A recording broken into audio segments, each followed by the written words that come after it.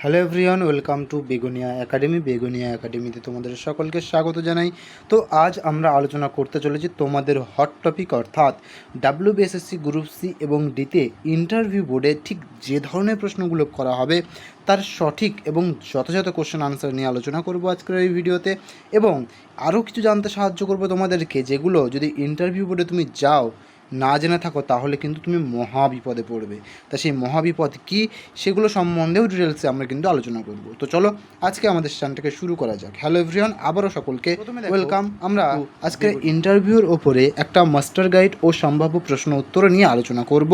প্রথমেই বলেছি তোমাদেরকে যে ধরনের প্রশ্ন তোমাদের ঠিক ইন্টারভিউ বোর্ডে করা হবে ঠিক সেই ধরনের কোশ্চেন আনসার আমি কিন্তু সাজিয়ে এখানটাতে রেখেছি, যাতে তোমাদের কোনো রকমভাবে সেইখানে আনসার দিতে গিয়ে সমস্যার সম্মুখীন না হতে হয়। তো চলো দেখা যাক। প্রথম প্রশ্ন বা প্রথম সেগমেন্ট সেটা কম্পিউটার এবং খেলার ওপর থেকে বা খেলাধুলার ওপর থেকে।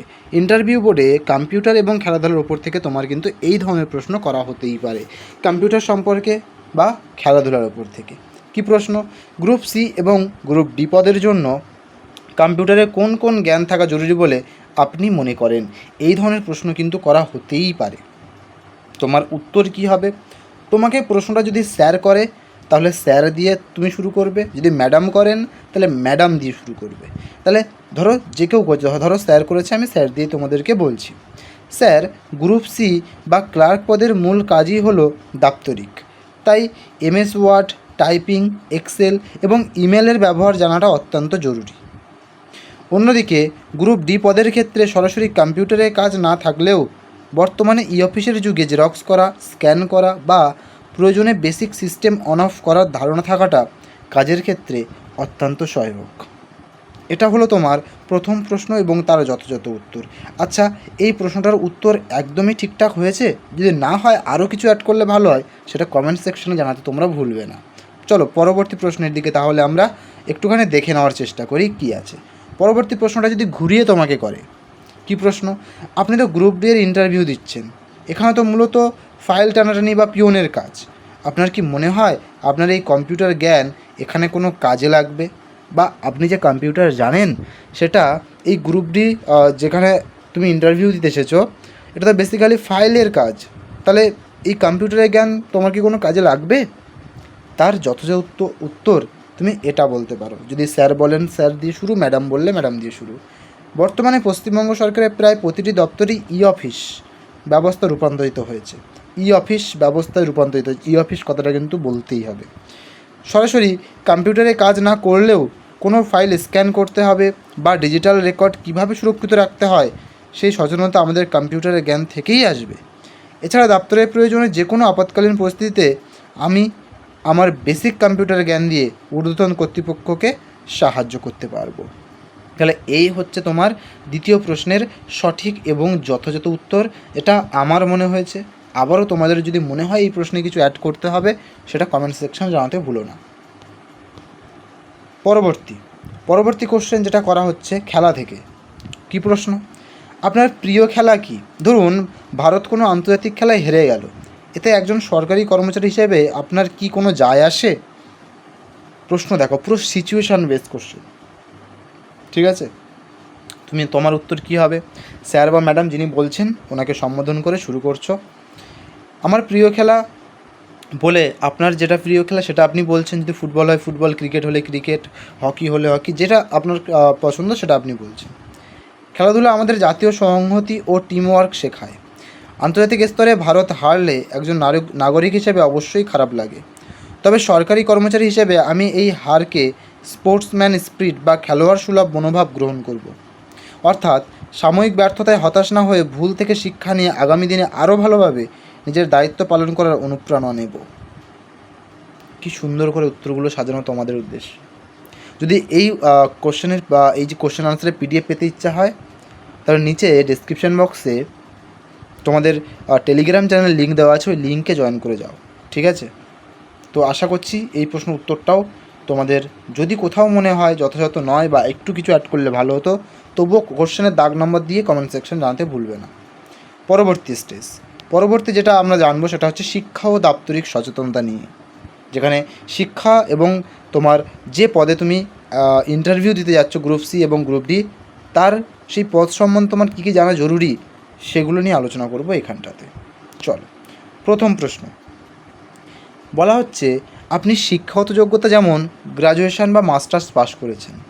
আচ্ছা, এই দাপ্তরিক কাজে আপনার এই যে গ্র্যাজুয়েশন পাস বা মাস্টার্স পাস বা বিএড করেছেন আপনি, এটা কিভাবে সাহায্য করবে আমাদেরকে?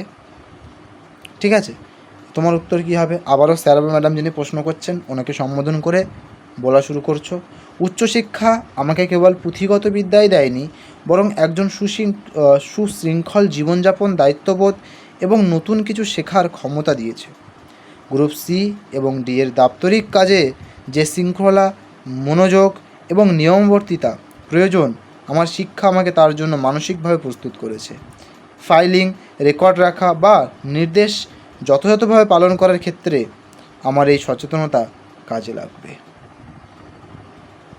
প্রত্যেকটা প্রশ্ন তার যথাযথ উত্তর, একদম সুন্দরভাবে সাজানো গোছানো। ঠিক আছে, চলো তাহলে পরবর্তী কোশ্চেনের দিকে যাওয়া যাক। পরবর্তী কোশ্চেন কি বলছে? যদি বোর্ড একটু ঘুরিয়ে প্রশ্ন করে, মানে কোশ্চেনটাকে একটু কঠিন বানাতে চায়, তাহলে প্রশ্নটা ঠিক এভাবে করবে, আপনি এত উচ্চশিক্ষিত হয়ে এই সাধারণ গ্রুপ সি গ্রুপ ডি পদে কেন কাজ করতে চাইছেন? কাজটা কি আপনার ইগোতে লাগবে না? বা আপনি কি অন্য ভালো চাকরি পেলে এটা ছেড়ে দেবেন না? দেখো, কোশ্চেনটা যা ছিল ঠিক একটু উল্টিয়ে প্রশ্নটা করা হচ্ছে বা ঘুরিয়ে পেঁচিয়ে করা হচ্ছে, যাতে তুমি ঘাবড়ে যাও। ইন্টারভিউ বোর্ড মেম্বার্সরা কিন্তু এরকমই করবে। তার সঠিক উত্তর কি?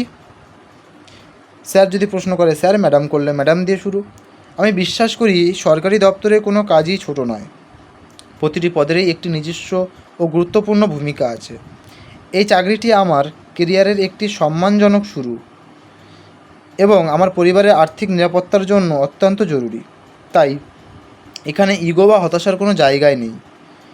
আমি সৎভাবে মানুষের সেবা করতে চাই, আর ভবিষ্যতের কথা বললে আমি এই দপ্তরেই আমার পদোন্নতি এবং কাজের মাধ্যমে নিজেকে প্রমাণ করতে চাই। সুন্দরভাবে সঠিক, কখনো কোনো মানে আমার কথার মধ্যে বা যে উত্তরগুলো তোমাদের উদ্দেশ্যে সাজিয়ে রেখেছি তার মধ্যে কোনো নেগেটিভ সেন্স আসছে না। দেখো, সবসময় positive positive positive and positive মনোভাব বা মাইন্ডসেট, এটা কিন্তু ইন্টারভিউ বোর্ডে তোমার প্রচুর কনফিডেন্স কিন্তু বাড়াবে। ঠিক আছে, কারণ ইন্টারভিউয়াররা এই ধরনের ক্যান্ডিডেটই চান। তাই উত্তরগুলো আমি সেইভাবে সাজিয়ে রাখার চেষ্টা করেছি। আশা করছি তোমরা ভালোভাবেই বুঝতে পারছো। পরবর্তী প্রশ্ন যেটা করা হচ্ছে সেটা হচ্ছে দাপ্তরিক সচেতনতার ওপর থেকে একটা পরিস্থিতির ওপরে। ধরুন আপনাকে ঊর্ধ্বতন অফিসার আপনাকে এমন একটা নির্দেশ দিলেন যা দাপ্তরিক নিয়মের পরিপন্থী, আপনি কি করবেন? তোমার উত্তর তখন কি হবে? উত্তরে বলবে, স্যার যদি প্রশ্ন করেন স্যার দিয়ে শুরু, ম্যাডাম বললে ম্যাডাম। আমি প্রথমেই সরাসরি না বলবো না, কারণ হয়তো আমি নিয়মটি ঠিকমতো বুঝতে পারিনি। আমি অত্যন্ত বিনয়ের সাথে স্যারকে জিজ্ঞাসা করব যে কাজটি নিয়মের মধ্যে পড়ছে কি না। যদি সত্যিই কাজটি সম্পূর্ণ বেআইনি হয়, তাহলে আমি বিনীতভাবে স্যারকে অনুরোধ করব আমাকে এই কাজের জন্য লিখিত নির্দেশ দিতে। সরকারি নিয়ম অনুযায়ী লিখিত নির্দেশ ছাড়া আমি কোনো নিয়ম বহির্ভূত কাজ করতে পারি না। এই প্রশ্নটাকে যদি তোমাকে ঘুরিয়ে করা হয়, তাহলে কিন্তু তুমি বুঝতে পারবে আরও কিভাবে করা হতে পারে। দেখো, ঠিক আছে, দেখো, অর্থাৎ পদের কাজ সম্পর্কে ধারণা, জব প্রোফাইল। কি প্রশ্ন আসতে পারে? প্রথম প্রশ্ন, যে গ্রুপ সি এবং গ্রুপ ডি কর্মীর মূল কাজ কি? তুমি কি বলবে? স্যার করলে স্যার, ম্যাডাম বললে প্রশ্নটা ম্যাডাম বলে শুরু। তারপরে গ্রুপ সি দাপ্তরিক চিঠিপত্র রিসিভ ও ডিসপ্যাচ করা, ফাইল মেনটেন করা, ডেটা এন্ট্রি, ড্রাফটিং এবং টাইপিং করা এবং অফিসের নথিপত্রগুলোকে সুরক্ষিত রাখা, এটা হচ্ছে গ্রুপ সি কর্মীর কাজ। গ্রুপ ডি কর্মীর কাজ কি? অফিসের ফাইল সুরক্ষিতভাবে এক জায়গা থেকে অন্য জায়গায় পৌঁছে দেওয়া, অফিসের পরিচ্ছন্নতা বজায় রাখা, আধিকারিকের দাপ্তরিক কাজে সাহায্য করা এবং অফিসের চাবি রক্ষণাবেক্ষণ করা। অবশ্যই সেটা অফিসের প্রধান শিক্ষকের অনুসারে, অর্থাৎ প্রধান শিক্ষকের দ্বারা। প্রধান শিক্ষক যদি কোনো রকমভাবে বলেন যে তোমাকে এই টাইমের মধ্যে গেট বন্ধ করতে হবে, তোমাকে করতে হবে, ওই চাবিটা নিয়ে তুমি যাবে, আবার কাল সকালে এসে তোমাকে এই টাইমে খুলতে হবে, তাহলে ওই টাইমেই খুলতে হবে। তাহলে প্রধান শিক্ষকের কথা অনুসারে, ঠিক আছে, চাবির সঠিকভাবে রক্ষণাবেক্ষণ করা। আশা করছি বোঝা গেল। তো এই হচ্ছে গ্রুপ সি এবং গ্রুপ ডি কর্মীর দুটো পদেরই মূল কাজ আমি বলে দিলাম। যদি কোথাও কোনো রকম মনে হয় আরও অ্যাড করলে ভালো, তো কমেন্ট সেকশনে অবশ্যই জানাতে ভুলো না। ঠিক আছে। পরবর্তী প্রশ্ন, ধরুন আপনি একটু ঘুরিয়ে করা হচ্ছে, গ্রুপ ডি পদে চাকরি পেলেন। আপনার ঊর্ধ্বতন অফিসার যদি আপনাকে ওনার বাড়ির ব্যক্তিগত কাজ করে আনতে বলে বা প্রতিদিন চা বানিয়ে দিতে বলে, তাহলে আপনি কি করবেন? দেখো, এমন সিচুয়েশান তুমি কিন্তু পড়তেই পারো। তখন তুমি ডিরেক্ট যদি নাও বলে ফেলো তাহলেও কিন্তু সেটা তোমার পক্ষে খারাপ, আর নেগেটিভ উত্তর দিলে এই সিচুয়েশানে বসে সেটাও কিন্তু খারাপ। তা তুমি কি করবে? তোমার উত্তরটা একটু পজিটিভ ভাইবে দিতে হবে। যদি স্যার প্রশ্ন করেন স্যার দিয়ে শুরু, ম্যাডাম প্রশ্ন করলে ম্যাডাম দিয়ে শুরু। আমার প্রধান দায়িত্ব হলো দাপ্তরিক কাজ করা, তবে অফিসের মধ্যে কাজের প্রচণ্ড চাপে আমার ঊর্ধ্বতন আধিকারিক যদি 1 কাপ চা বা জল চান, তাহলে মানবিকতা ও সৌজন্যের খাতিরে আমি নিশ্চয়ই দেব। কিন্তু যদি দেখি প্রতিদিন আমাকে দিয়ে ওনার বাড়ির ব্যক্তিগত বাজার করানো হচ্ছে, যা আমার সরকারি কাজের ব্যাঘাত ঘটাচ্ছে, তখন আমি বিনীতভাবে স্যারকে জানাবো যে এর ফলে আমার দাপ্তরিক কাজগুলো পেন্ডিং থেকে যাচ্ছে স্যার, এবং অফিসের কাজের কিন্তু স্যার ক্ষতি হচ্ছে।